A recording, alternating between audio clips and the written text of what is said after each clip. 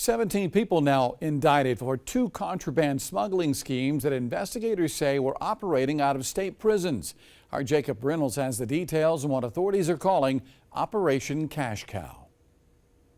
For the second time in a week, state officials held a press conference to highlight 2 new contraband schemes that they say were operating from at least October of 2017. The officials say in 2 separate schemes, inmates and those on the outside were smuggling contraband in and across South Carolina state prisons. One scheme was using the South Carolina Department of Corrections' own dairy farm to send contraband across the state. Another scheme used bread coming from a Columbia bakery to spread contraband into the prisons that way. The other scheme involved throwovers, which now state officials hope nets stop from happening again. But Sheriff Leon Lott said these are just more evidence they have to stop contraband cell phones and urge federal lawmakers to do something about it. We know what the problem is. We know what the solution is. They just won't do it. They won't allow us to do it.